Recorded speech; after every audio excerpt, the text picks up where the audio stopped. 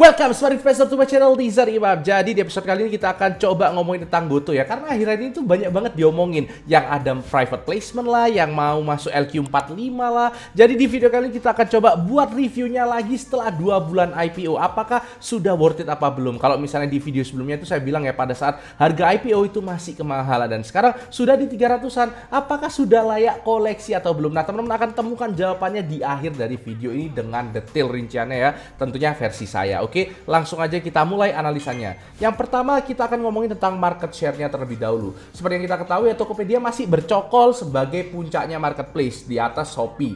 Kemudian kalau di ride hailing-nya sendiri, Gojek masih struggle ngelawan Grab sampai dengan 2021. Untuk di digital wallet-nya sendiri kayaknya ada pergeseran ya. GoPay kayaknya udah berhasil menggeser ShopeePay jadi peringkat 2, sekarang di bawahnya OVO langsung. Nah, itu mungkin untuk market share-nya. Nah, sekarang pertanyaan kedua yang ingin saya bahas adalah tentang kerugiannya. Seperti yang kita ketahui ya, dari total seluruh segmen operasi, kerugian GoTo itu mencapai 6,6 triliun ya. Ini meningkat sekitar 230% dibandingkan kuartal 1 tahun lalu yang cuma 1,9 triliun. Nah, tapi kalau menurut Pak CEO-nya ini nggak apple to apple perbandingannya, karena pada saat kuartal 1 tahun lalu itu belum ada Tokopedia. Oke, jadi kita akan coba buat perbandingan masing-masing operasinya di segmen operasi ya. Kita bisa lihat ada segmen on demand service, financial technology yang ini brandnya paling terkenal adalah GoPay, terus e-commerce dengan Tokopedia. Kita lihat ya, untuk on demand service itu kemarin kuartal 1 tahun lalu ruginya sekitar 1,4 T, sekarang jadi 3,7 T. Ini naik sekitar 157%-an.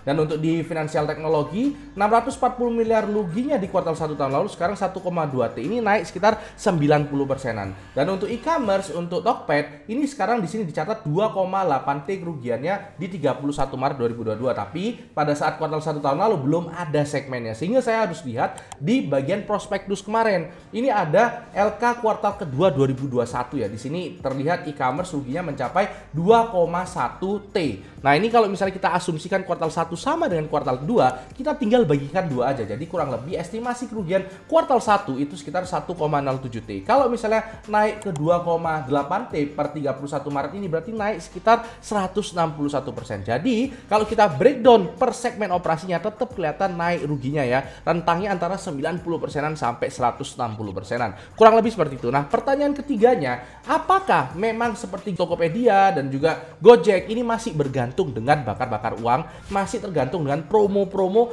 Ini juga bisa terjawab dengan data ini ya. Kita bisa lihat ini contohnya, ini LK kuartal 2 tahun lalu. Kita bisa lihat untuk on demand service, demi mendapatkan pendapatan dari pihak ketiga sebesar 5 triliun, ini perlu mengeluarkan promo sekitar 3,5 triliun. Ini proporsinya artinya 70%-an promonya ya. Nah, kalau dibandingkan dengan tahun ini, itu kurang lebih untuk mendapatkan 3,1 triliun, perlu promo sekitar 2,6 triliun. Ini 80%-an. Artinya, dari segi bisnis on demand service itu malah ketergantungannya malah lebih menjadi ya. Karena dari 70% di tahun sebelumnya, sekarang malah jadi 80%. Proporsi untuk promosionalnya kurang lebih seperti itulah. Terus kalau misalnya di bagian e-commerce sendiri seperti apa, kita juga bisa lihat ya. Di sini ini ada untuk mendapatkan pendapatan 1,2 T perlu promo sekitar 680 miliar. Kalau di tahun ini untuk mendapatkan 1,8 T perlu promo sekitar 1,09 triliun ya. Nah, ini untuk promosinya. Jadi ini malah naik dari 53%-an di sini di kuartal 1 tahun lalu jadi sekarang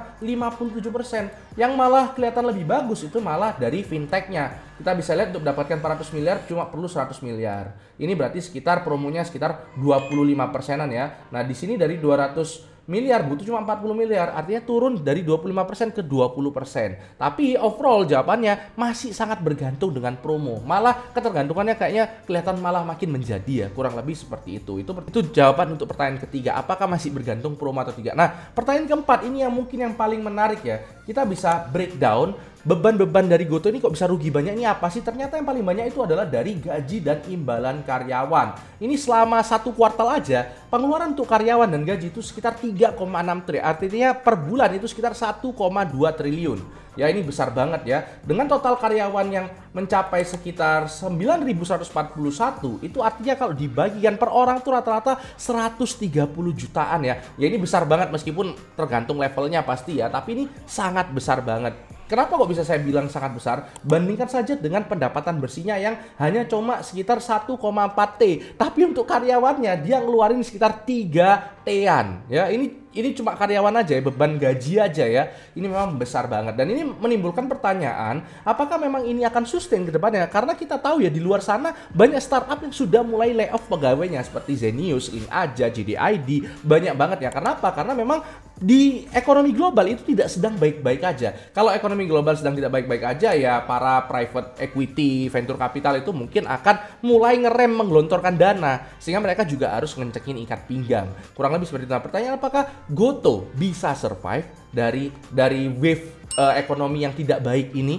Nah, itu ya, itu untuk jawaban pertanyaan keempat. Nah, sekarang yang kelima, bagaimana untuk segi investasinya? Nah, jadi seperti kita ketahui ya, Goto itu invest ke banyak tempat juga ya, seperti Jago, OnStar, MPPA. Tapi setidaknya dari sini, meskipun kita tahu ya bahwa di kuartal 1 ini tidak ada penambahan investasi di tempat lain, tapi kita bisa tahu bahwa setidaknya dari 3 besar investasi ya, Jago, OnStar, dan MPPA, 2 diantaranya itu masih minus. Jago doang yang masih positif, tapi itu pun nggak signifikan banget. Itu jawaban untuk pertanyaan kelima. Yang keenam adalah tentang private placement.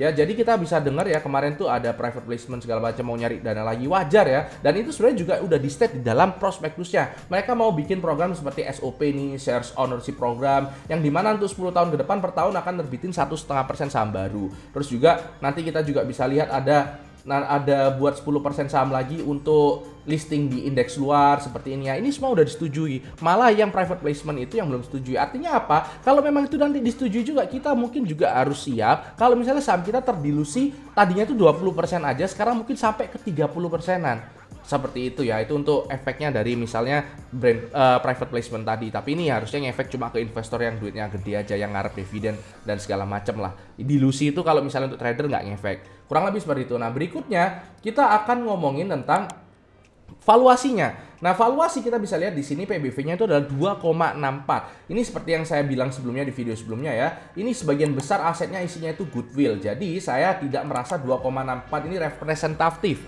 terhadap total asetnya. Jadi saya rasa kalau saya keluarkan goodwill-nya itu dengan market cap sekitar 360 triliunan, itu masih di atas 5 sampai 6-an lah PBV, dan itu menurut saya mahal. Jadi dari segi aset perspektif itu masih mahal PBV-nya. Nah, kemudian kalau dari segi GTV-nya seperti apa? Dari kata data kita bisa tahu ya, GTV dari Goto ini kuartal 1 ini mencapai 140 triliun. Artinya kalau dianualiskan selama 1 tahun, total GTV-nya itu adalah sekitar 560 triliun. Dibandingkan dengan market cap-nya yang 360 triliun, itu berarti sekitar 0,65. Dan ini menurut saya masih mahal. Target saya ada di 0,4. Kalau misalnya di 0,4 itu harganya harusnya ya nggak jauh-jauh dari angka 200-an lah. Itu menurut saya maksimal. Tapi itu target saya ya. Teman-teman kalau mungkin punya target market cap to GTV yang lainnya, mungkin bisa komentar di bawah. Kalau saya 0,4 target saya. Kurang lebih seperti itu. Nah, berikutnya kita akan ngomong teknikalnya. Sebenarnya kita ketahui kemarin tuh udah rebound ya, tapi kita harus tahu ini kayaknya sudah mulai membentuk topping ya. Dan kalau kita lihat di IDX Teknonya sendiri, ini juga kayaknya masih downtrend. Ini juga IDX Tekno juga membentuk topping. Jadi menurut saya secara teknikal juga kayaknya masih turun ke bawah. Lalu sentimennya dari luar seperti apa? Nah, kita juga bisa lihat ini adalah saham Grab ya. Saham Grab itu adalah rajanya ride hailing di SEA. Kalau Gojek itu cuma di Indonesia, ini di SEA. Dan ini rajanya ride hailing di SEA ini aja, ini turun dari 16 dolaran sampai ke 2 dolaran. Gila banget ya. Dan juga kalau kita lihat saham SE atau SEA Limited ini yang punya Shopee ya, ini juga sama, kurang lebih seperti itu. Jadi secara sentimennya dari luar negeri itu juga kurang bagus untuk teknologi saham-saham tech di Indonesia. Kayak gitu ya. Dan kemudian kalau kita lihat juga banyak desas-desus ya, seperti teori konspirasi yang ini, tapi kita nggak akan bahas konspirasinya. Tapi kalau teman-teman mau baca silakan aja ya. Ini ditulis oleh Pak Agustinus Edi Kristianto. Kurang lebih ini menyikapi tentang bagaimana GCG di Goto ini sendiri. Kurang lebih seperti itu. Nah, terus satu-satunya berita baik itu adalah Goto sudah masuk ke indeks LQ45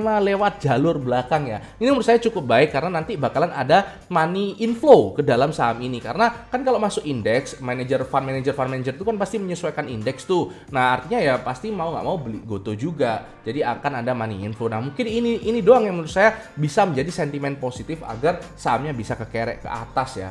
Kurang lebih seperti itu. Nah, jadi overall kesimpulannya gimana? Kalau menurut saya kesimpulannya dengan segala performa kinerjanya, terus juga sentimennya, teknikalnya. Nah, menurut saya 300 tuh masih kemahalan dan kita masih bisa dapat harga nawar nanti ya di bawah 300. Tapi kalau misalnya teman-teman pengen banget ya nyicil ya nggak masalah ya. Cuma tetap ya saya ingatkan kalau misalnya harga 300 perspektif saya itu masih mahal. Meskipun nanti ada peluang naik karena masuk LQ45 itu lain cerita. Kalau menurut saya tetap mahal sekarang. Kurang lebih seperti itu. Nah, mungkin itu aja video kali ini ya. Semoga bermanfaat dan jangan lupa komen, like, dan subscribe. Dan jangan lupa follow IG saya dan juga saya ada Telegram ya. Mana tahu teman-teman mau mantau saya ngupload di mana aja apa yang saya bahas, karena ini saya juga di Instagram juga aktif segala macam. Teman-teman bisa follow Telegram saya juga. Mungkin itu aja episode kali ini.